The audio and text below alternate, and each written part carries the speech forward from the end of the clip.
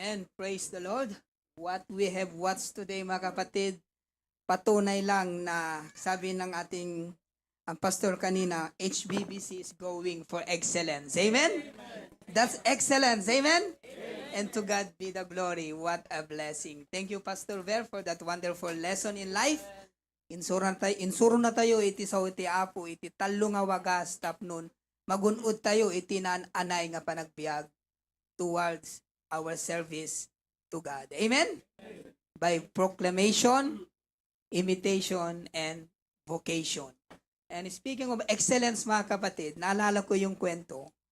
Si Pedro, mga kapatid, nagpunta sa hospital. At tapos sabi niya, Doc, okay po ba ang serbisyo nyo dito sa hospital na ito? Sabi naman ng doktor, aba, oo iho, sabi niya, sigurado yan. Katunayan, magagaling ang mga doktor at nurse dito. At saka number 1 kami sa buong mundo when it comes to excellent service. Wow, ganun po ba, Doc? Sabi niya, paano, Doc, kung hindi ako satisfied sa serbisyo nyo? Sabi niya. Simple lang yan, iho, sabi naman ng doktor. Ibabalik namin ang sakit mo, sabi niya. Ganun katindi ang serbisyo namin dito.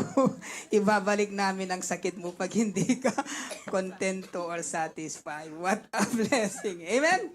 Amen. You know, it's such a great honor and a great privilege na isa sa church natin ang ginamit ng Panginoon para pangunahan at i-host itong napakalaking pagtitipon ng mga Baptist. Amen? Through the leadership of our senior pastor, Pastor Pruby Cadelenya, and our dear patriarch, Pastor June, mga kapatid. And nagpintas dagiti quotation kabsa dagiti pa pastor. And I quote, sabi ng ating patriarch, let's break down walls that divide us and let us start building bridges that unite us. Amen? At isa pang pastor, Pastor Darwin, we can unite as one because we are followers of the Lord Jesus Christ. Punulo unay, as a Baptist kabsat, adaan tayo iti maysa. Maysa nga pamati, maysa nga dalan, ken maysa nga apo. Amen? Shall we all stand? And join me today as we sing to the Lord these songs, One Faith, One Way, and One Lord. Our first song, One Faith.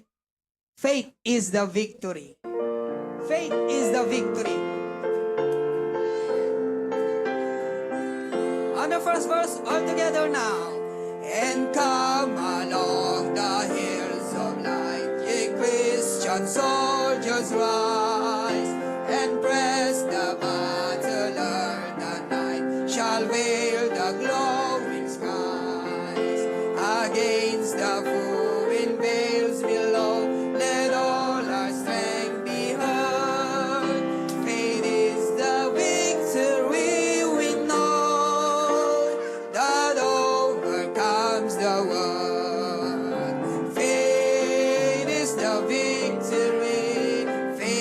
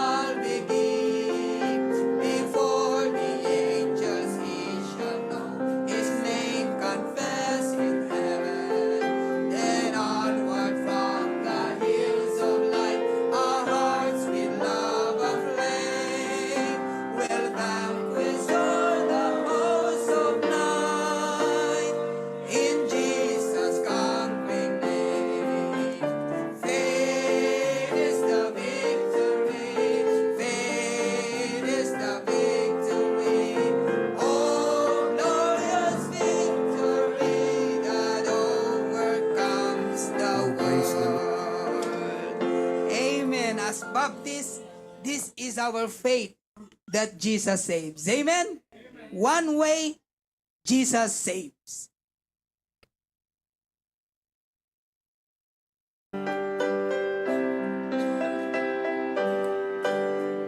All together now, sing.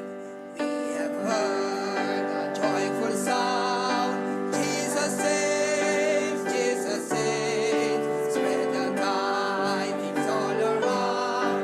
Jesus saves, Jesus saves. Burden news to every land. Climb the steps and cross the waves. Onward is our Lord's command. Jesus saves, Jesus saves. Puffing on the rolling tide. Jesus saves, Jesus saves. Get to see it far and wide. Jesus saves, Jesus saves. Sing you islands of the sea. Echo back the ocean caves. Earth shall keep her jubilee. Jesus saves, Jesus saves. Sing above the battle's strife. Jesus saves, Jesus saves. By his death and endless life. Jesus saves, Jesus saves. Shining brightly through the gloom. When the heart for mercy craves. Singing triumph o'er the tomb. Jesus saves, Jesus saves. Fourth verse. Give the winds a mighty voice. Jesus saves, Jesus saves. Let the nations now rejoice. Jesus saves, Jesus saves. Shout salvation full and free. Highest hills and deepest caves is our song of victory. Jesus saves, Jesus saves. Amen. Not only we have one faith, one way, but above all we have one Lord. Amen. That's the Lord Jesus Christ. And as a Baptist, let's stand up for Jesus. Amen. Let's stand up for Jesus.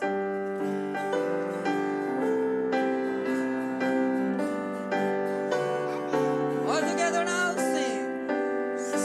Stand up for Jesus, ye soldiers of the cross. In by his royal banner, it must not suffer loss. From victory unto victory,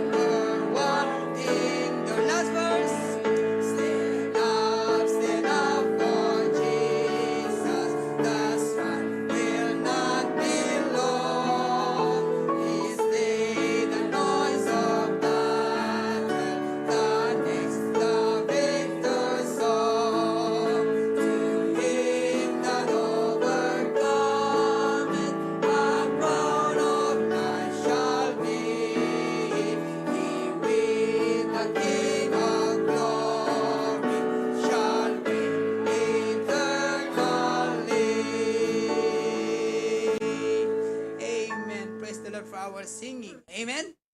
Amen. Kanina nabanggit ni Preacher Glenn yung exercise.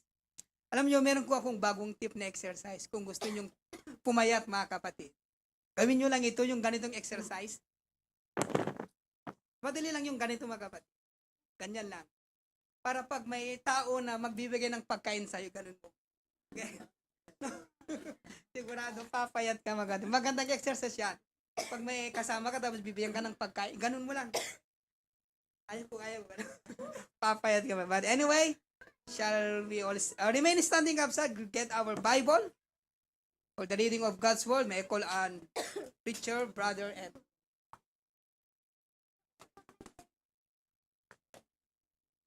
Amen. Good morning, Pastor Jude, Ma'am Cora. Good morning, Pastor Pruvi and family, and also Pastor Ver. Thank you for that wonderful message. And good afternoon to everybody, especially to our preachers, and especially to Preacher Glenn. Thank you for this opportunity to read the scripture reading. Please open your Bibles with me in the book of Psalms. Psalms 90. We'll be reading the whole chapter, kakabsat. I'll be reading verses 1 and 2. And you'll be reading 3 and 4 until we reach verse 17. Page 709 in our Pi Bible. Say amen na da kay dyan, kakabsat. Psalms 90. Psalms 90 verses 1 and 2, the Bible says, Lord, Thou hast been our dwelling place in all generations. Before the mountains were brought forth, or even Thou hast formed the earth and the world, even from everlasting to everlasting, Thou art God.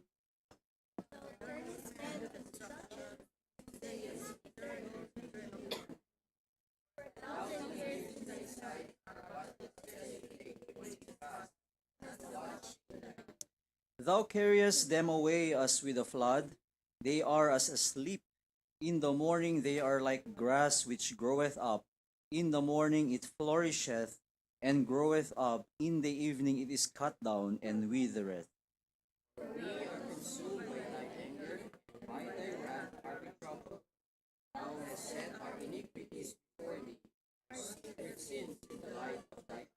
For all our days are passed away in thy wrath.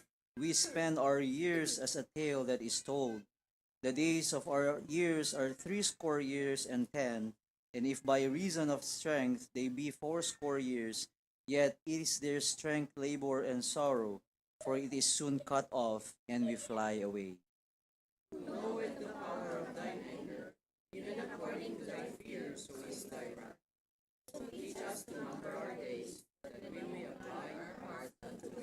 Return, O Lord, how long? And let it repent thee concerning thy servants. O satisfy us early with thy mercy, that we may rejoice and be glad all our days.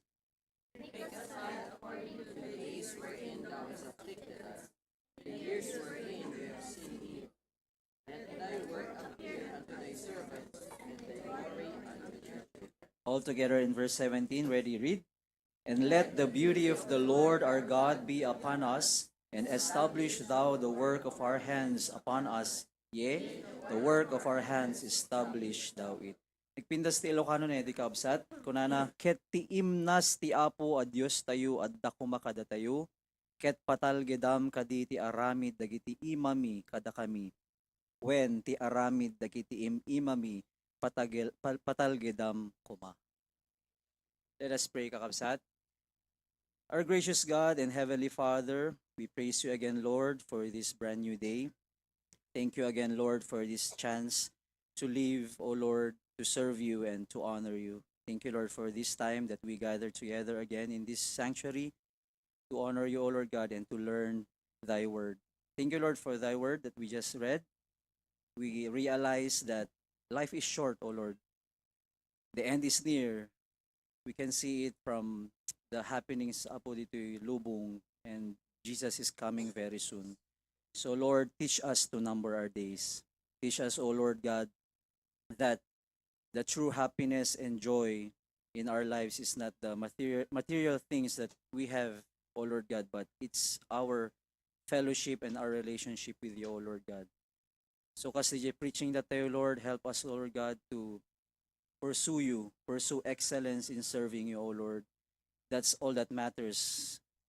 Tun matay kami, O Lord God, isunto iti ma-test apo ket isuntot mapuoran and DJ gold to ti agtalined, O Lord God. Ket tulungan na kami, O Lord, to improve our quality of our prayer life, the quality of our intimacy with you, Lord, and the consistency of our fellowship with you, O Lord God. Life is short. We should realize it and we should use it for you, O Lord, for your glory. That, Lord, please continue to bless the remaining of our service, especially of our main message, O Lord, through our pastor, Pastor Pruvi, and also prepare our hearts and our minds, O Lord God. Please guide us and protect us, Lord, throughout this day. In Christ's name we pray. Amen. Amen. Remain standing, kakabsat. Thank you very much, Preacher M, for the wonderful reading and prayer. Welcome to our guest this afternoon. Amen. Amuyumod lang, aware kayo mood lang, da bisita tayo. Nakita nyo, aglawlaw yung numailasin nyo maamin nga tao. This afternoon, we have a guest invited by Ezekiel. Tumagdar ka ni Ezekiel, ang dapat bisita mo. Ang aware nga, da bisita na kakabsat, ya. Ezekiel invited his friend and neighbor, Carl was it? Carl Cabrera. Amen. Praise God. Si, nang rugiditi, ubing iso, daging bitar kakapsat. So, kaya natin nataungan, instead nga the kids following our lead, we are following their lead kakapsat. Amen. Ngam at least, at dati adult nga, adda bisita naman datan. Amen. Welcome back to HBBC, Ate Jackie. We're very happy to have you this afternoon. And are you blessed by the Sunday school lesson? You know, first point pa lang, tatay kat permi nga nakarelate na kakabsat. I worked last night and I just want to praise and thank God for God's protection and wisdom. I-share ko itong Wednesday the istorya ni kakabsat. Amen? At this moment, we are gonna sing our welcome song. We're gonna go around, shake hands one with another. Amen? Let's sing that beautiful welcome song in Ilocano, Awit ng Pagbati. Amen. Ready now? Naragsak kita nga di maray ka hintay panagdayaw ken ni Hesu Kristo ti dawat ko tapo para punaken ka ken marik nam kumati ayat ti ama an ka agpangadwa in ka kumabla wipuk ka motamen makipagkararag ti sagot sa tay galud nagyaman ka man. One more time. Naragsak ka kita madim maray ka hintay panagdayaw ken ni Hesu Kristo di dawat ko tapo para punakin ka ken marik nam kumati ayat di ama an ka agpamadwa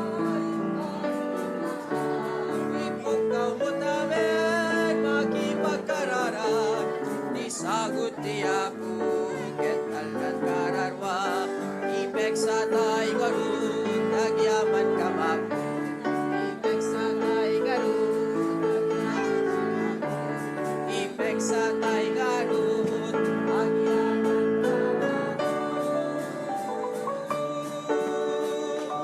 Amen. You may be seated, kakabsat.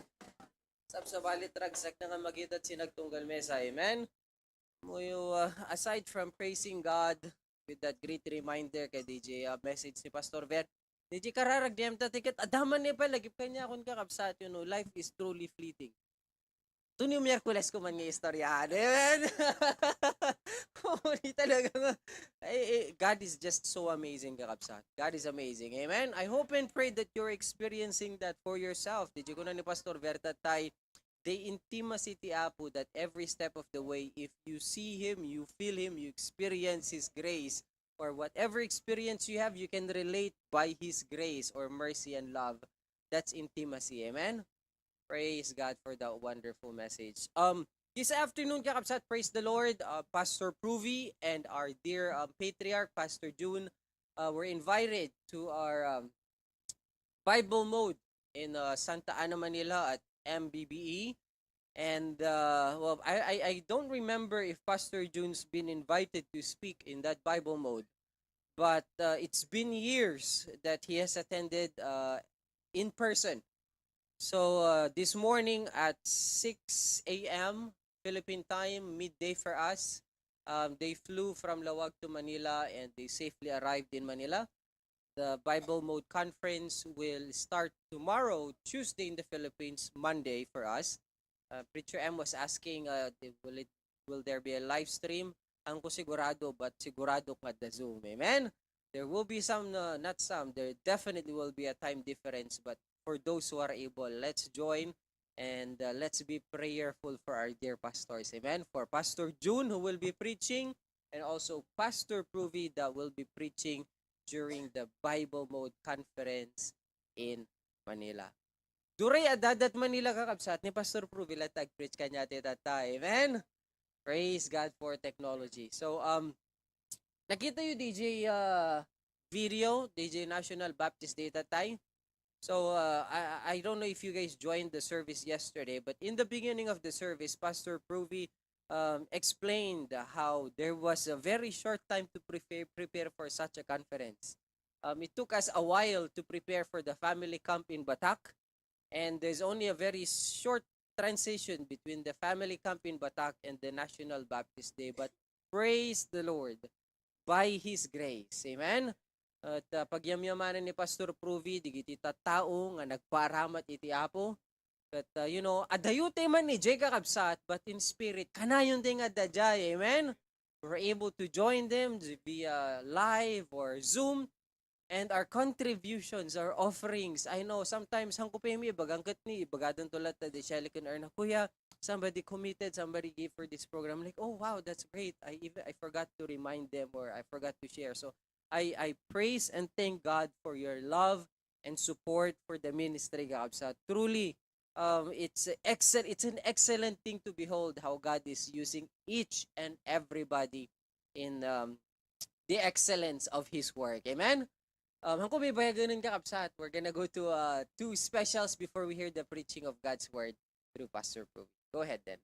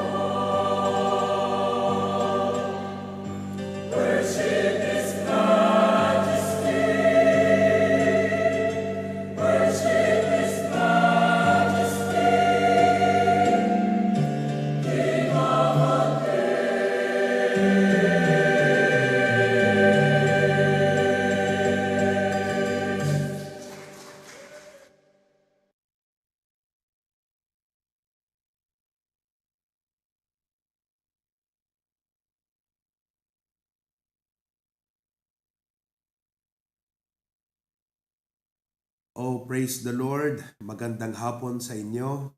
I come to you not only with greetings but good tidings. Una, greetings. Binabati ko kayong lahat. Magandang hapon dyan sa Hawaii. Magandang gabi sa Canada. Hindi ko alam kung anong oras sa California. But I would like to bring you all greetings in the name of our Lord. I also bring you good tidings. First, yung ating nakaraang National Baptist Day, nagamit po ang ating church, ang ating mga kapatid at ang inyong lingkod upang maging host at i-organize itong napakalaking event. Perhaps this is an event of a lifetime, but definitely not the last time. And we praise the Lord for almost 800 who attended and tuned in from the on-site at sa ating mga nasa Zoom. There were almost 40 pastors and churches na nakibahagi at nakilahok sa ating National Baptist Day. Ang nakakatuwa at kapuri-puri sa Diyos, significantly sa kanyang biyaya, wala pang isang buong linggo ang preparasyon. Although 2 months ang panalangin at conception sa ating isip, but it was not until the other week, last Thursday the other week, that I started to call pastors sapagkat alam nyo medyo nag-aalangan pa ako na i-host ito. I was waiting if there's any fellowship group or senior pastor who would host the National Baptist Day. But then, wala akong makita na parang gustong gumawa. So, sabi ng Bible, to him that knoweth to do good and doeth it not, to him it is sin. And I do not want to become a sin to me, that I know this is a good thing that we ought to do, but I'm not going to do it. Kaya I started to call the pastors, and praise God, they have signified their support, and to God be the glory. It was an extraordinary service. Lahat ng mga pastor na nagpahayag ng greetings, you can feel the touch of God. The atmosphere of the service was amazing. Mararamdaman mo ang presensya ng Panginoon. Pati yung production na ginawa ng ating AV team, everything, wala pang 1 week. Usually, sa ganong kalaking affair mga kapatid, at least 1 month ang preparasyon dyan. Sa music, special numbers, sa mga AV presentation, program, yung invitation ng mga pastors. But in just 1 week, the preparation was victorious during the event. To God be the glory for that. Masasabi ko na sa biyaya ng Panginoon, medyo gamay na natin kung paano mag-host ng ganong kalaking event. Kaya to God be the glory for that. And that served as parang preparasyon natin para sa ating upcoming church strengthening conference. So, pray for the preparation. This is 5 months to go. Amen? Okay. Second good news that I'd like to share with you, we just celebrated the 3rd outreach anniversary of HBBC Apari. Brethren, it's not just going on, it's growing up. And praise God sa mga brethren natin doon. Kaya nung Friday night, pumunta si Pastor Dennis at nag-conduct ng evangelistic service at the same time to strengthen the brethren. Na hindi lang magpatuloy sa gawain, kundi ipagpatuloy yung gawain.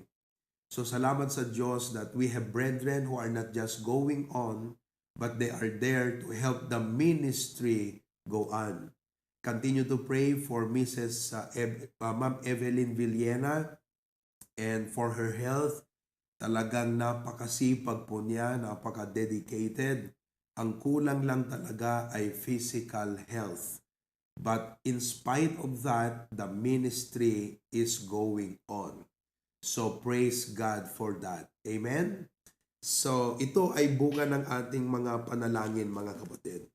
Now, this afternoon, I would like to share with you one of the important ingredients and one of the important vital things that we need not only to learn but to practice, because God is going to do mighty and wonderful things in our ministry.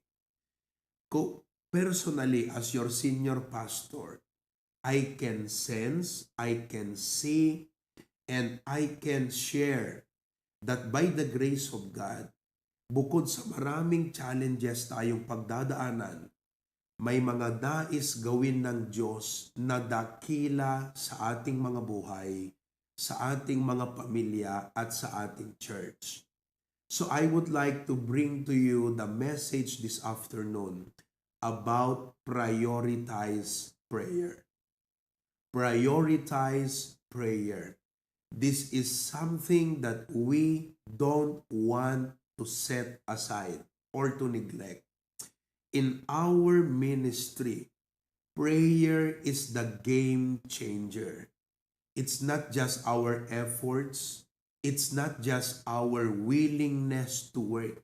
It is prayer that is a game changer in our ministry. I can attest to that.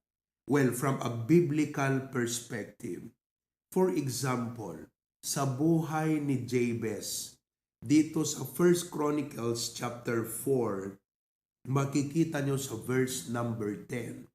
Page 501 sa ating Bibles, ganito ang sabi, "And Jabez called on the God of Israel."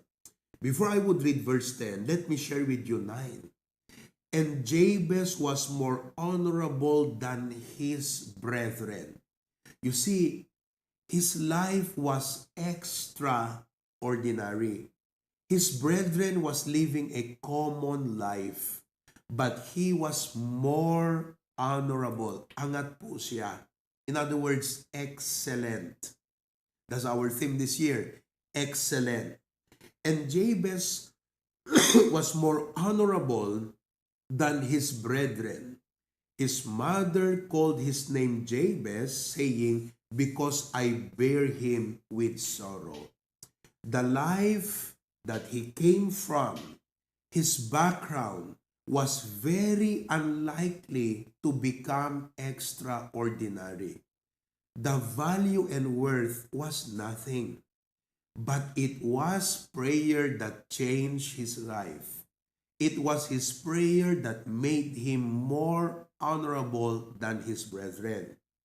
Then looking into the prayer of Jabez, it says in 10, "And Jabez called on the God of Israel, saying, Oh, that thou wouldest bless me indeed, and enlarge my coast, and that thine hand might be with me, and that thou wouldest keep me from evil, that it may not grieve me." Look, and God granted him that which he requested. Because God granted him that which he requested, Jabez became more honorable than his brethren. If you look at his prayer, this is what it means. We can see that in the prayer of Jabez, he believed that only God can bless him. When he said, "Oh, that thou wouldest bless me indeed." Do you know what that means? He was believing that only God can bless him. Well, we can gain the favor of men, but you know what? If you want to live an extraordinary life, you've got to have the blessing of the Lord upon your life. Our children, must have the blessing of God upon their life. Our church must have the blessing of God upon us. Our country must have the blessing of God. Alisin mo yung blessing ng Diyos. We are just ordinary. But you put the blessing of God, we become extraordinary. So the prayer of Jabez is telling us that Jabez believed that only God can bless him. Not only that, he believed that only God can enlarge his coast. Remember that during those days, land was very valuable for them. Land was their habit, not only their habitation, but land was also their source of living. And Jabez requested that his coast may be enlarged. That means that he believed only God can do that. Listen, if there's one thing you need to realize today, you can wish to grow, you can wish to improve, you can wish to see some development in your life, but only God can give the power to do that. So Jabez believed that only God can enlarge his coast. Not only that, only God can guide him. Sabi niya, that thine hand might be with me. You see, only God can truly guide us, mga kapatid. No wonder his life, yung mga tinahak po niya, talagang naging maganda ang bunga sa buhay niya because the hand of God guided him. And not only that the wood has kept me from evil. He believed that only God can protect him. You see, that is what prayer can do. It is the real game changer in life. It turns us from ordinary to extraordinary. Like Jabez, he became more honorable than his brethren. Now, sadly and unfortunately, many Christians are not praying like they should. Maybe you are that Christian today. You are not praying like you should. Maybe your prayer is just like a drive-through. Very quick and very shallow. Well, there are many reasons, but let me share with you three culprits. Three reasons why Christians do not usually pray. Why they don't prioritize it. Why they are not devoted to it. Why there's no intense desire in their heart to pray. Number one is because of the busyness of life.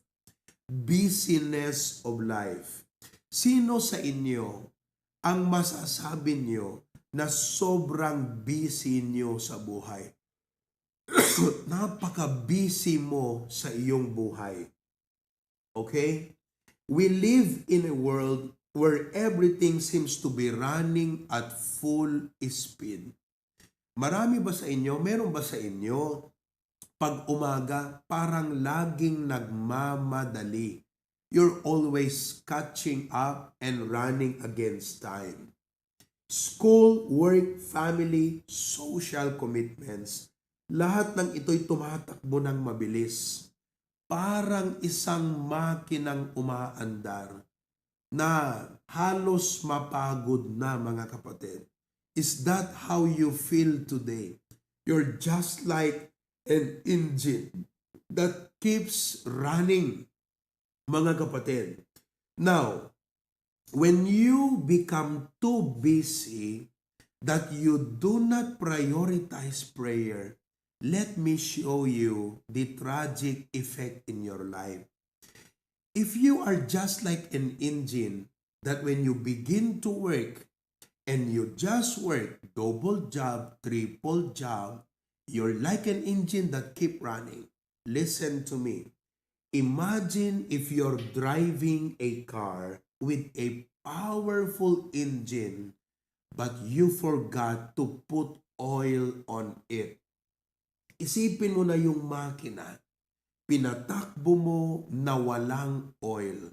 Ganyan po ang Kristiyano na busy sa buhay pero walang panalangin. The engine will overheat. Kaya marami sa atin, umagang-umaga pa lang, sa traffic, nag-overheat na tayo mga kapatid. We overheat. The engine can grind to a halt. Masisira at titigil na lang bigla ang makina. Or eventually, it will break down. Same is true with us. If you think that you are too busy and you do not pray, you're just like that engine that begins to run, but there's no oil.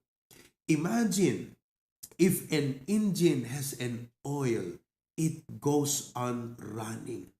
At alam mo, if you have many responsibilities, you have many demands in life, you're like an engine of a car that runs on a long drive. Pag ang sasakyan mo ay palaging long drive, dapat hindi ordinaryong oil ang ginagamit mo dyan. You should use a high-grade oil for that engine to keep its good condition and running. Listen, the more demands and responsibilities that you carry in life, the more you should improve the quality of your prayer life. Because like oil to the engine, your prayer life is the oil to your busy life. Kaya mga kapatid, hindi pwedeng kung walang oil ang engine, hindi pwedeng hindi mo i-prioritize ang panalangin. Now, even the Lord Jesus Christ, makikita natin mga kapatid, that He prioritized prayer. Alam nyo ba yon? In Mark chapter 1, verse number 35, ganito ang sabi ng Bible. Mark chapter 1, verse number 35. Okay? Mark chapter 1, verse 35. The Bible says, "And in the morning," umaga, "rising up a great while before day, he went out and departed into a solitary place and there prayed." Wow! The Lord Jesus Christ Himself left us an example na hindi pa maliwanag before day. Ibig sabihin, before your day begins, your day begins the moment you work. That's your day when it begins. Before that start, even before you prepare to go to work, you should rise up ahead. Sabi niya, rising up a great while before day. What did Jesus do? He went out into a solitary. He wanted to pray undisturbed. In other words, Jesus Christ knew He had to have this strong connection with the Father before He could start His day. Mga kapatid, sino ka ba at sino ako? Ha? If Jesus Christ Himself prioritized talking to the Father, then you and I should prioritize prayer. Huwag po kayong magsisimula sa araw na hindi tayo nag-pray. Prioritize prayer. Now, secondly, not only because of the busyness of life, and by the way, let me add that prayer is the breakfast of true champions. Breakfast yan ng mga totoong champion sa pananampalataya. Now, secondly, not only, unfortunately, most believers do not pray because of the busyness of life, but secondly, because of the distractions of life. Marami pong kaagaw sa ating buhay, especially today, with the many options Okay? It's so hard to focus in life. Ano po? Kaya hindi natin nagagawang manalangin sapagkat marami ang kaagaw sa buhay. Now, who among of you are sometimes guilty doon sa saglit lang, sasabihin natin, kinuha mo yung cellphone, binuksan mo yung Facebook, ang sa isip-isip mo, saglit lang, magre-relax lang ako. Pero yung saglit lang, lumilipas ang 1 hour, 2 hours. Yung saglit mo, kapatid, naging 2 oras na. Think and compute of the many hours that we spend on social media, Netflix, YouTube, Instagram, TikTok. Oo. And how many minutes you spend only in prayer. And you expect great results in your life. You expect great results in your family. But we are not prioritizing the very game changer of our life. Mga kapatid, it's about time that we limit our screen time and spend more time praying to God. Mga kapatid, listen to me. We may have technologies, gadgets, and everything, but the real source of true power comes from our communion with God in prayer. Pag inalis mo yan sa buhay mo, listen to me, tayo walang kwenta mga kapatid, magiging mahina lang tayo. And you know, I do not just speak to you as regular people. I speak to you as your pastor. I look at you as leaders in families. I look at you as the influencers of society and community. And if we are to be powerful for God in public, we must spend more private time with God. Mga kapatid, that is why we should not allow distractions na agawin ang ating mga panahon at oras upang tayo ay manalangin. Distractions are stealers of time. Third, the third reason why many Christians do not pray is because of self-sufficiency. In other words, meron ka naman na halos kasi ang lahat. Saan mo pa kailangan ang Diyos? May trabaho ka na. Sapat naman na ang sweldo mo para sa buhay mo. Ba't pa kailangan kang mag-pray para sa pangangailangan? Karamihan sa inyo, may trabaho. Kung wala, accessible lang. Gusto mong dagdagan ng trabaho mo? Pwede. Double job ka, triple job ka. I mean, you are in a position that you can earn money for your living. So as far as your life is concerned, saan mo pa kailangan ng Diyos, di ba? Parang, what more, what for that you pray?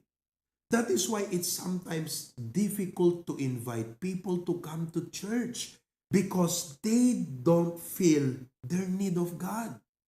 They have everything. Di ba mga kapatid?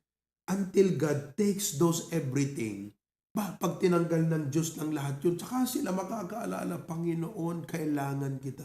Pag nagkasakit na, Panginoon, tulungan mo ako. Di ba mga kapatid?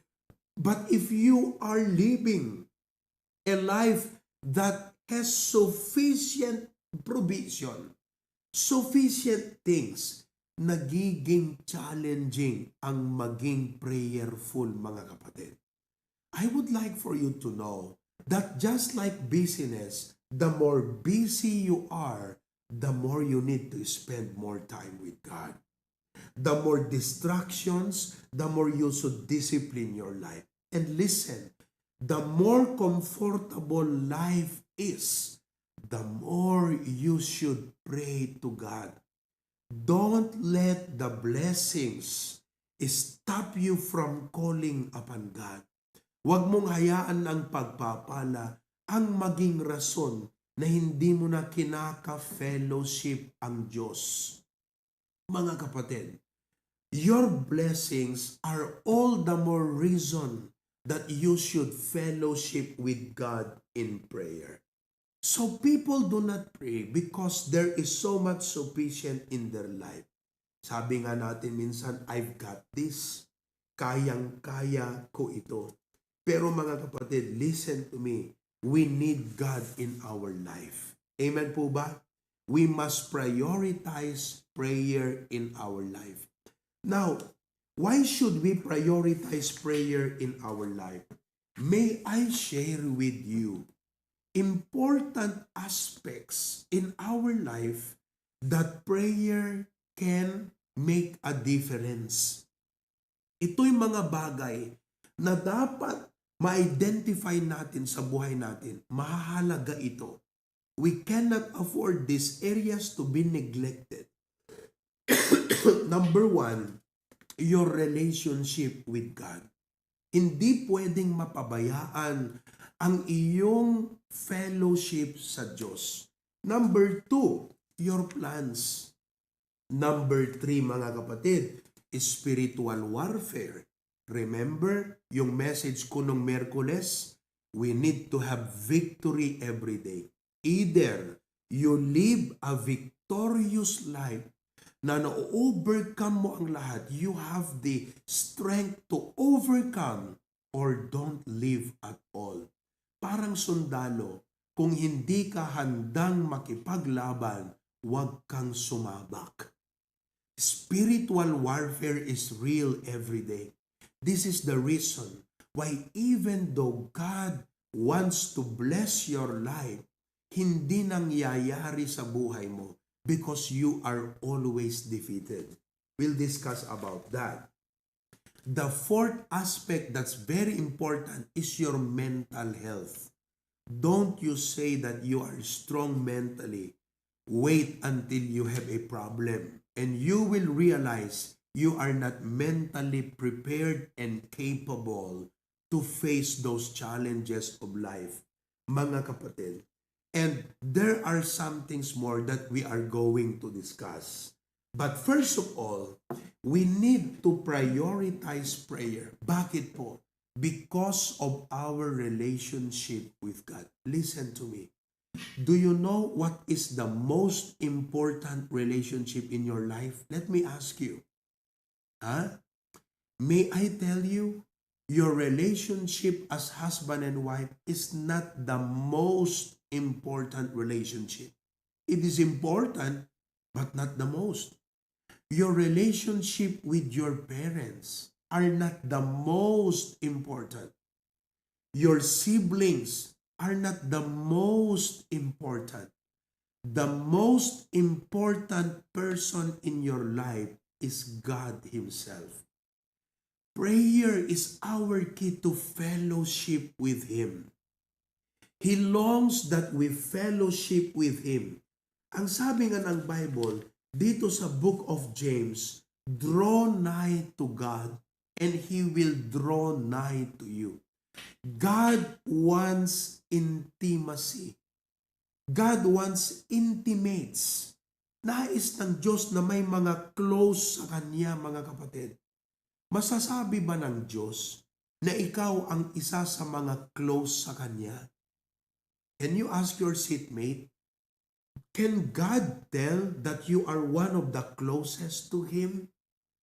Oh, unfortunately and very sadly, mga kapatid, we may be close to our family, close to our friends, but unfortunately, we are not close to God.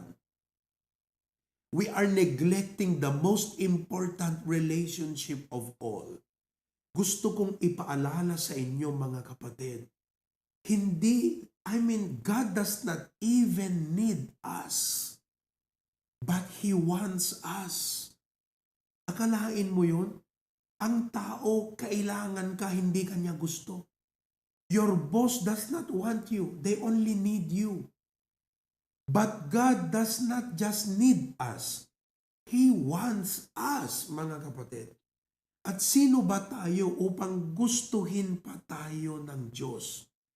Alam nyo, sobrang taas ang ego ng tao. Na parang ang taas ng tingin niya sa sarili niya. Kapatid, listen to me. We are just unworthy people. We are unprofitable sinners, mga kapatid. Pero dahil sa pag-ibig ng Diyos, naligtas tayo sa kapahamakan ng impyerno. At dahil kay Kristo na namatay at nagsuffer para sa kasalanan natin, pinapaalala ko lang sa inyo, kaya tayo nagkaroon ng buhay na walang hanggan at buhay na may katuturan. Sa Diyos galing yan. Brethren, listen. Can we not spare? Can we not set aside a time to commune with God? Kahit ang sabihin mo lang problems mo, He longs that you talk to Him.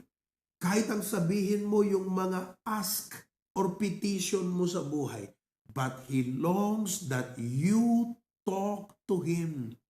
Ka-fellowship dapat natin ang Diyos. That is the most important relationship. At alam nyo, that's what the devil is trying to keep us from. That's why he keeps the world busy. Don't you realize? Habang tumatagal ang panahon, people get busier and busier and busier. Walang masamang maging busy. Pero kung hinayaan mo ng pagiging busy, ay dahilan upang hindi mo maka-fellowship ang Diyos, nagkakasala ka sa Diyos. Naunawaan niyo mga kapatid? Oo. So this is just a very simple reminder, but very important, because I do not know your private life. I do not know what time you wake up in the morning. I don't know how many hours you spend in prayer every day. But this one thing I know, God longs for your fellowship, kapatid. That is why I am here to challenge and remind you, whoever you think you are, wherever you are, you must give a moment that you fellowship with God every day. Amen? Prioritize your prayer because of your relationship with God. Number 2, not only prioritize your prayer because of your relationship with God, but the second important aspect of your life is planning. I want you to know that one of the most important aspects in life is planning. You cannot afford to let the opportunity of time and chances go by that you did not plan out how to maximize your life.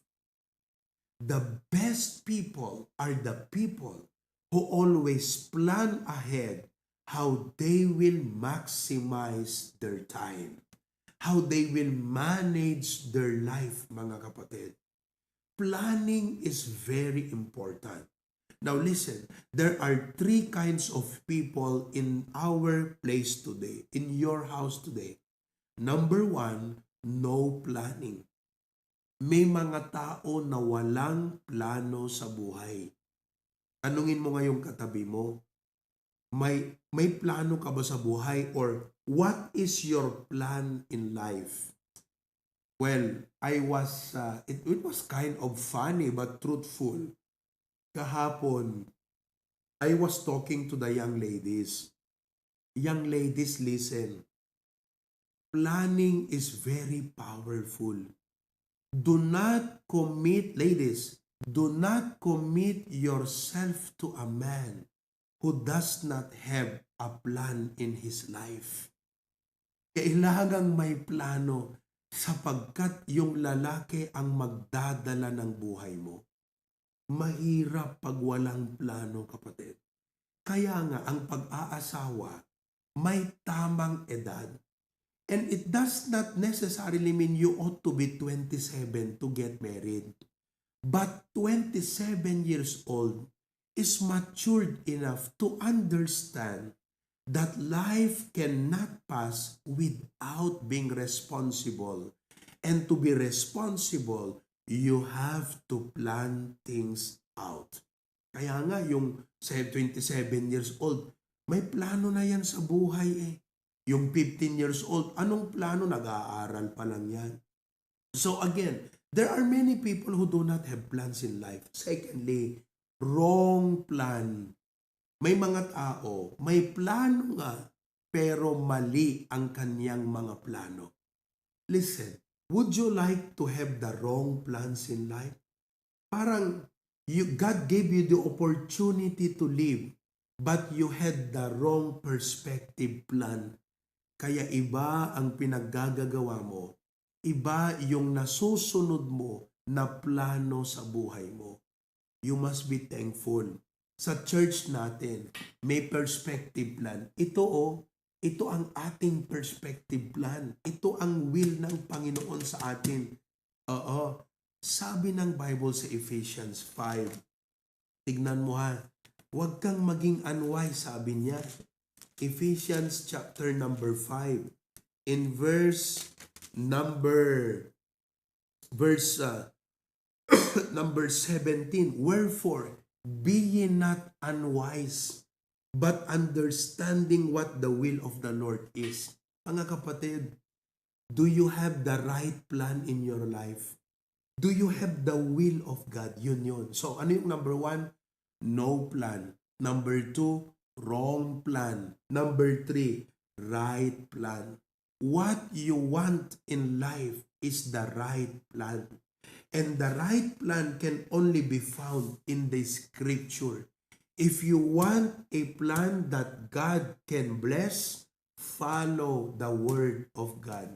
With the Bible, you can never go wrong. And with the Bible, you will have the blessing of God upon your life. Now, when it comes to planning, mga kapatid, we all know na pag tayo ay nagpaplano sa buhay, ang mahalaga sa pagplano natin, maliban sa Biblia, mga kapatid, ay yung ating prayer. The Bible says there are 2 verses in the book of Proverbs that I would like for you to memorize. I know you already know Proverbs 3, 5, and 6. It says here, trust in the Lord with all thine heart and lean not unto thine own understanding. In all thy ways, and circle the word ways, acknowledge him, and he shall direct thy paths. Let's jump to another verse. I want you to see Proverbs 16 verse 3. Ang sabi ng Proverbs 16 verse 3, commit thy works unto the Lord, and thy thoughts shall be established. Listen to me. Dalawang bagay ang nais ng Diyos na dapat nating ilapit sa Kanya. Number 1, our ways. Ways speaks yung ating tinatahak. Now, remember this. You have to be careful kung anong tatahakin mo o desisyong gagawin mo sa buhay, because those decisions can either harm you or help you. Those decisions will be a burden to you or will be a blessing to you. Kaya kung ikaw ay driven by flesh and you did not allow prayer to take place para ayusin ang isip mo at tulungan ka sa planning mo, you will tend to follow your own impulse in life. Katulad ka nung prodigal son, that you would go where you want to go, do the things you want to do, at the end, magsisisi ka at sasabihin mo, I wish I listened, I wish I prayed for my decisions.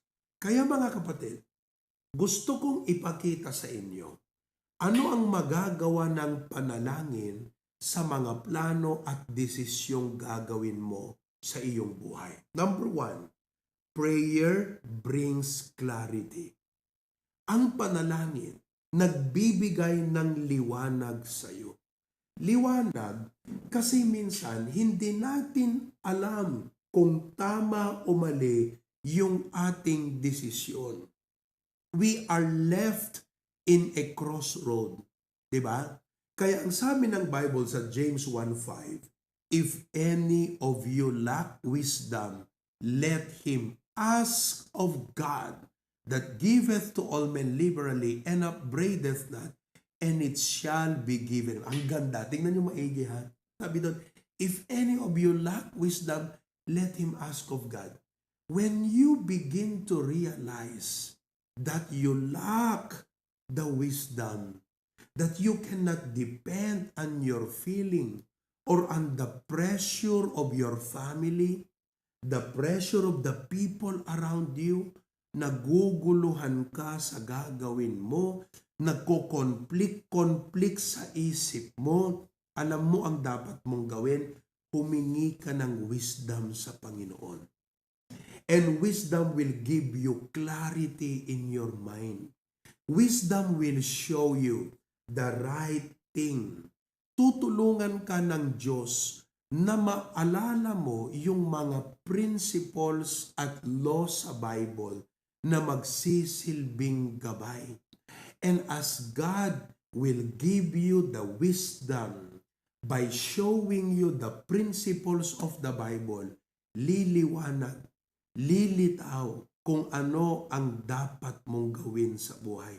It will become clear. Kasi, ang gagawin mo lang dyan, kapatid, parang i-check mo lang eh. Diba? Kumbaga, bilang isang believer sa Bible, i-checklist mo lang eh, Lord, naguguluhan ako. I feel I have to do this because I am being pressured. Or I feel I have to do this because it's what I want. But it's not what I want. It's not what people say. It's what you say. So please, Lord, make your will clear in my mind. And I will tell you, God will give you clarity in mind when you pray for your plans and decisions. And after that, you will be confident to decide because you are deciding from a clarity of mind. Naunawaan po niyo? Pangalawa. Not only prayer brings clarity, but secondly, prayer invites God's intervention. That is very important. Hindi ko alam kung naiintindihan niyo mga kapatid. Pero ang intervention, ito po ay wala sa ating kakayanan. The life ahead of us is beyond our control. We can plan and we can step ahead. But we need God to work in the hearts of people. We need God to arrange situations. We need God to work sa mga circumstances sa buhay natin. Maybe it's not just plan. Maybe you have problems. Maybe you're thinking of solutions. And you need the intervention of God. Listen to me.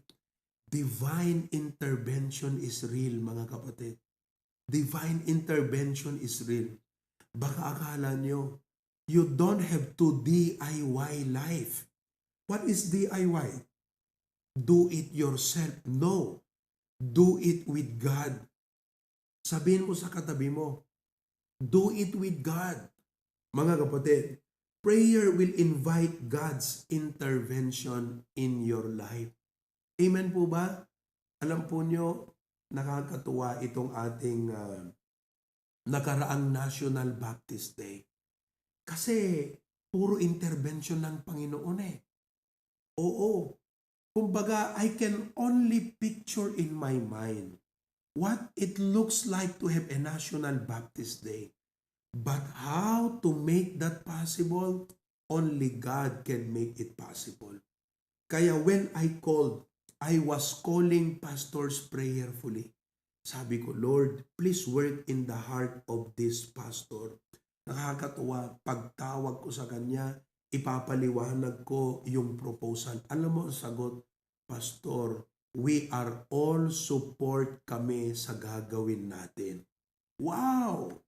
Amen? Tapos unti-unti, akala ko noon 4 lang ang pastor na sasali. Biruin mo yon. Sa akin, sabi ko, Lord, okay na yung 4 kasi kung yung 4 nagdala ng tig to 20, 80 na yon sa nga gasot. Kung 300 pa kaming HBBC, puno na kami. Pero alam nyo, from 4 naging 28. Nung last day na, yung last minute na, 28 ang confirmed. Tapos nung kinagabihan na yon, 38 ang pastor na dumating. That is God's intervention. Alam niyo pa, kumilos pa ang Diyos sa puso ng ating pulis. The provincial director of PNP said 30 PNP personnels, more than 10 SAF, Special Action Forces, nagpadala pa ng mga K9 units, yung magdidetect ng bomb threat. Nakipag-coordinate pa sila sa ating health center for emergency. Nakipag-coordinate pa sa BFP. Just try to imagine, nandyan ako sa pulpit. Everything was just running smoothly sa mga kalsada, sa highway, sa mga street. What do you call that? God's intervention. Kung ikaw lang, maliit lang ang magagawa mo. Pero pag ang Diyos kumilos, malaki ang magagawa. Amen po ba? So, prayer invites God's intervention. Letter C, prayer protects us from bad plans. Pag kinumit mo yan sa Diyos, sabi mo, Panginoon, alam ko not all plans are from you. My idea may be good. I don't know if it is the best. If it is not your will, O God, protect me from making the wrong decision. Pagaganda nun. Hindi ko alam hindi ko alam kung it matters to you na may right and wrong decision, kapatid. Baka sa'yo, ang mahalaga lang, anong gusto mo. No, hindi yung gusto mo lang ang mahalaga. Kailangan malaman mo na hindi lahat ng gusto mo, right. Oo, may mga wrong din dyan. Kaya may mga tao kasi walang pakialam kung yung decision niya right or wrong. Basta daw, yun ang gusto niya. Apakahirap turuan ng mga taong ganyan. Alam mo, bilang pastor, mahirap din kitang ipag-pray na i-bless ng Panginoon. Kung ganun ang mindset mo na walang right and wrong sa'yo, basta yung gusto mo lang. Kapatid, you've got to realize there is a right decision. There is a wrong decision. There is a rejoicing end. There is a regretful end. Regret pagsisisi. Kapatid, and that is why when you realize these two realities of life, that's when you need to ask God to protect you from making bad decision in life. O, gusto mo bang gumawa ng maling desisyon na pagbabayaran mo sakit ng ulo mo ng habang buhay? Kung pwede mo naman sanang naiwasan. Kanya lang, wala kang sistema about right and wrong. Ang sistema mo lang, itong gusto ko, itong feel ko, wala kayong pakialam. Trip ko, pigilin. Ganun tayo, ayaw nating mabad trip. Pag mayroong magbibigay sa atin ng advice, kapatid, listen to me. God loves you, that God wants you to hear this warning.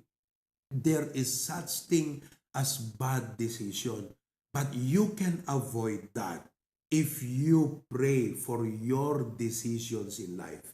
Number 4, prayer provides favor and breakthrough. Wow, this is so good. Kasi mga kapatid, ganito yan. Sa planning, pag nagplaplano ka, akala mo, alam mo na lahat, kita mo na lahat. Ang totoo, ito lang ang nakita mo. Ang Diyos, ito ang nakita niya. Kumbaga sa parada, pare, yung mga nagmamarcha sa kalsada, pag nagparade ka sa kalsada, ang makikita mo lang yung unahang parte ng parada at saka yung dulo or ipos, buntut ng parada. Pero subukan mong umakyat ka sa 10-story building. Hindi lang unahan at buntot ang makikita mo sa parada. Marami ka pang makikitang anggulo pag nasa taas ka. Ganyan po ang Diyos.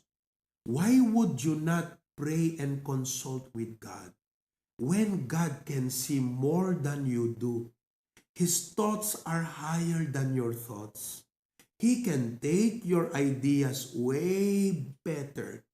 That is why don't be too proud of yourself.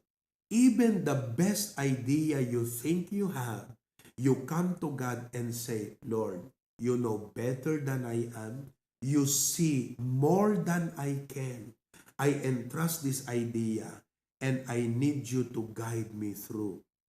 And as God will guide you through, He will provide favor.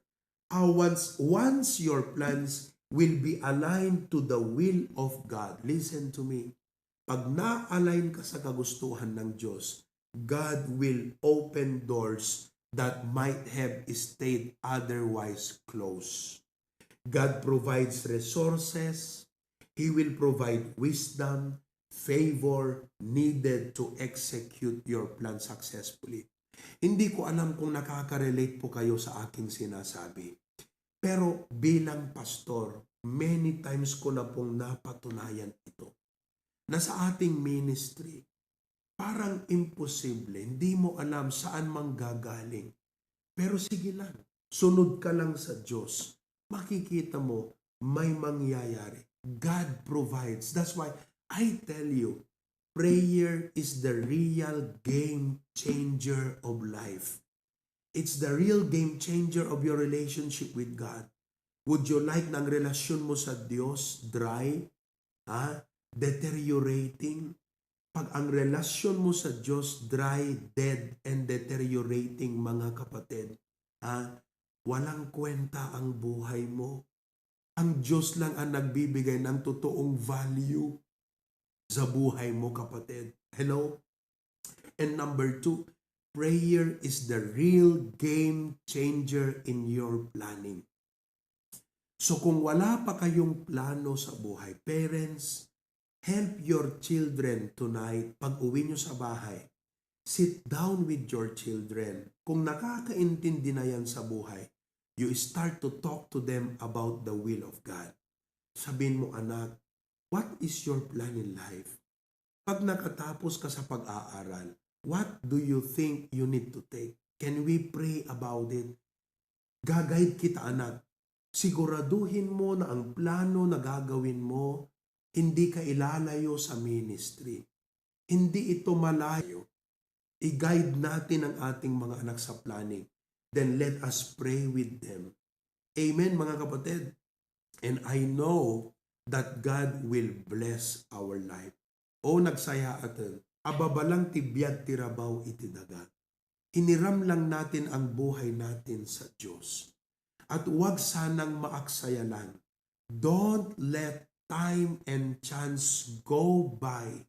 Day and weeks and months pass na hindi mo plinano paano mo i-maximize ang lahat ng mga ito. I encourage you to plan, but I encourage you to seek the will of God and pray and ask God to guide you through. Prayer is the real game changer. Therefore, prioritize prayer. All of God's people say, Amen. Manalangin tayo. Dakila naming Diyos, marami pong salamat sa oras na ito. Salamat sa mensahe na iyong pinadala sa amin. Alam ko na may plano ka sa buhay ng bawat isa at sa aming church, Panginoong Diyos. The Great Commission is worldwide. There are many souls that need to be saved. Places where we need to plant churches. Discipleship programs na dapat mangyari. But God, help us, Lord. Nang lahat ng ito ay ma-build up namin ang prayer life so we can build our relationship with you. That, Lord, we should not only be doing things for the favor of others, we should be willing to do things in your favor. Lord, help us to plan not selfish and self-centered planning, but guide us in our planning, O God. We commit everything to your hand. Thank you. In Christ's name we pray. Amen. God bless you, mga kapatid. At pagas nga mensahe kakabsat. Amen? Nag-attention kayo mo't lang. Nag-take notes kayo mo't lang. Nagpintas ti dungog. Very applicable. Nagpintas ti agisurat. Kumti ka importansyan nga parte kakabsat kat mangiyak ti kare. Amen? Ito nagawid tayo, agkararag tayo. Ito maturog tayo, agkararag tayo. Kutumbigat. Tiunoon tayo. Ang kape, ang cellphone, amok nga adot ubraan. Ngumrugyanan tayo, daw tayo pa nagkararag. Amen? Praise the Lord. Thank you so much, Pastor Provy, for the wonderful message. At this moment, it's time for us to return our tithes and give our offerings. Amen? Magdarating arod kakabsat as we pray for our offerings this afternoon. Dear God, Heavenly Father, thank you so much, O Lord God, for these wonderful messages we heard today in the Sunday school and now on the message. Truly, O Lord God, ito'y tema mi, itatangatawan in our church family for excellence. Lord, you want us to excel in every aspects of our life, not just in our church, not just in our spiritual life, but even our family and individual lives, O Lord God. And a proof of that are these wonderful messages, O Apo. Awan ti pagkuranga maapo iti pinang katalok mo kanyami ti pigsa kired kenti biag kenti informasyon ti wisdom tapno Apo ket ag-excel kami ti panagbiag mi ket. Thank you so much, O Lord God, for this wonderful lessons, wonderful messages, O Lord God, can experience me to excel in every aspect of our life. At Lord, dawatin mi Apo, iti guidance mo, iti direction mo, kintang ronaan, O Lord God, iti wisdom, tapno Apo, ket makita mi, iti adati aglawlaw mi, ket Lord God, we can distinguish what's right and proper and how we could navigate life properly and accordingly. Lord God, at this very moment, praise you and thank you for the wonderful opportunity, the privilege to return our tithes and give our offerings, O Lord God. The past year, 2024, Apo, awan tinagkurangam. In fact, O Lord God, umad adupay timpatalok mo kanyami. Sometimes we don't see, we don't realize, but Lord God, your provision has been so much, O Lord God. Yet, Lord, itang atawon 2025, help us, Lord, to be good stewards as we want more and expect more from you, O Lord God. Help us to steward more and to be better at stewarding everything that you have entrusted unto us, O Lord God. So, Lord, as we drop our offerings in the basket this afternoon, patuloy na kamkadi ka na po iti wisdom, guidance, direction to make the right choices and decisions, starting, O Lord God, by praying as we have learned this afternoon. Thank you so much, O Lord God, for this privilege. Please bless the offering and also the giver, because all this we ask in Jesus' most precious name. And everyone says, Amen and amen. You may bring your offerings to Kabsat. After our closing prayer, the ladies will practice, and Pastor Ver will close us in prayer, Kabsat, after the offering. Lord, when I think upon the music of my life, your songs of joy, your love sounds in the night. I'm filled with wonder and with praise at the beauty of your grace. I thank you, Lord, and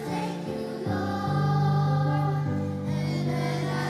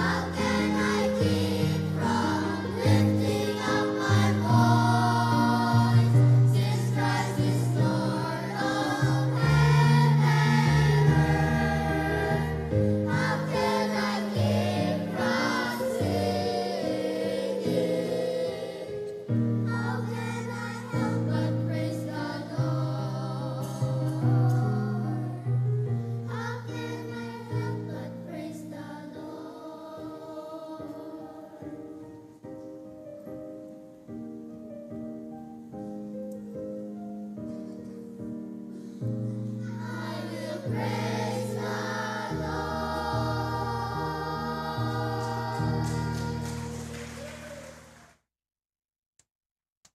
Amen. Praise God. Kung magdating ang kapsat, let's sing one more hymn before Pastor Ver closes us in prayer, and let's sing that song, Victory in Jesus.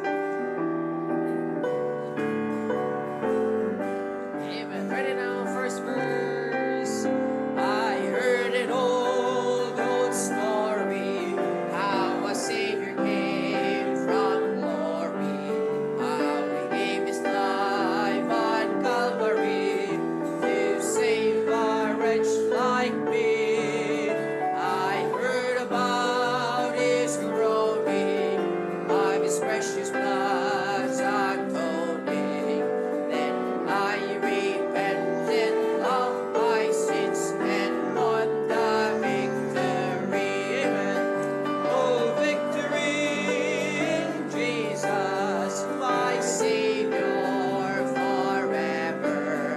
He sought me and bought me with His redeeming blood.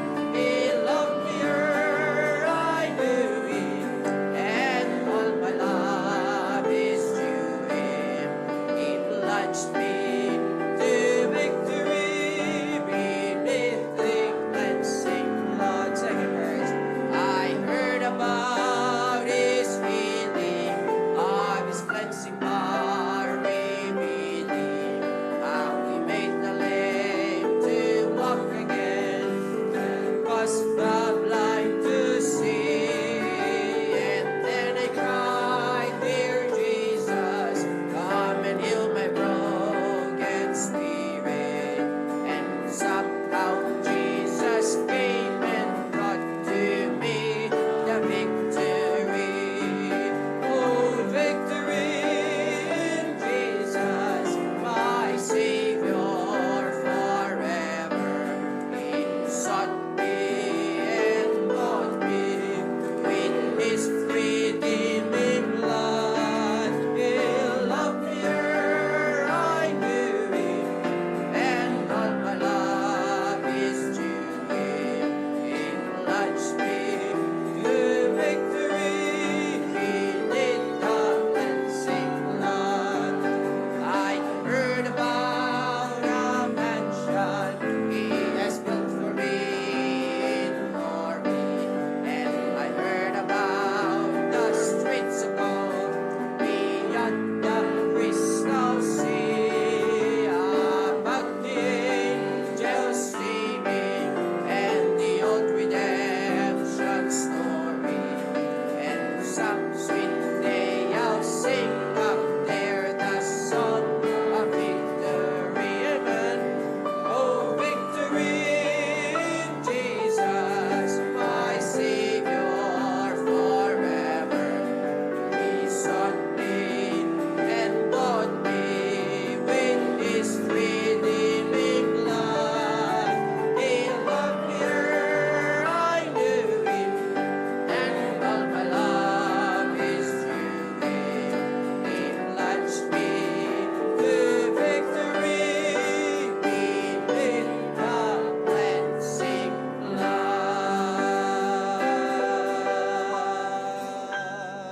Amen. Praise God. Pastor Ver, please close us in prayer. Amen. Praise the Lord. Nagkararag tayo kakabsat. Agyaman kami apo iti daytoy nga gundaway. Kadagiti nakapuspusak apo Dios ken nakabakbak na nga saom ngayon kami apo nang igan. Yes. Nasursuro ken naadal. Ket dawaten mi apo iti panakabalin apo Dios ken panulong iti Espiritu Santo nga isu ti mangkonbiktar kada kami kadagitoy nga kinapudno. Nga isu apo iti mangipasagepsep ken mangiparapirip kada kami apo nga dagitoy nga kinapudno ket rebbeng laeng apo Dios nga maipatungpal ken maaramid apo iti panagbiag mi. Ket alawen dawaten mi apo Dios tinan-anay nga panakabalin mo tapno iti kasta ket dupraken na ti tarigagay apo iti lasag tapno iti kasta dagitoy apo nga saom ket maipatungpal apo iti bibiyag mi ken kastamat apo nga may patungpal iti kunanam kadagiti saom nga han nga agsubli ko maapo ti saom ken kangaungaong no di ket di ada pagkakitaan na iti panagbiag ti maysa ken maysa kada kami. Alawen tulungam apo digiti nga kakabsat digiti adat to'y Hawaii ken digiti naka live stream. Tultuloy mo o Diyos nga bendisyonan apo isuda, tulungan apo isuda, uray pay apo iti panagbiag da apo kas maysa nga anak mo, considering nga dada iti lugar nga saan apo nga normal kadagiti tattao nga mangipaay ken mangted iti oras ken panawon da apo para ken ka. Ket sapay kadi apo taywanam dagiti panunot ken puso da o Dios. Tapnon iti kasta ket sanda nga mayayos kidito kastoy nga sistema apo iti aramid apo dagiti tattao nga dapo iti lugar da.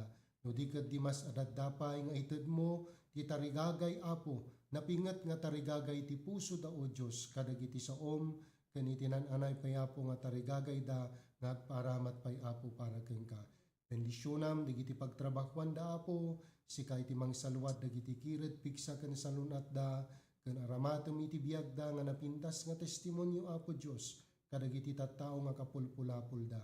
Ken oray pay apo Dios dagiti naganak sika iti mangted kadakwada ti parabor ken sirib apo iti nananay nga panakaitimon ken panakapatanor ken panakapadakkel apo dagiti anak nga impatalik mo kadakwada. Agyaman kami apo Dios tada apo iti church apo dita nga lugar nga insaad mo babaen apo ti patirar kami tapno iti kasta ket iso ti maramat nga instrumento nga panakadenneb digiti panunot ken puso apo digiti ububing apo Dios nga tumanor ken dumakkel tumut apo nga agserbinto apo ken ka.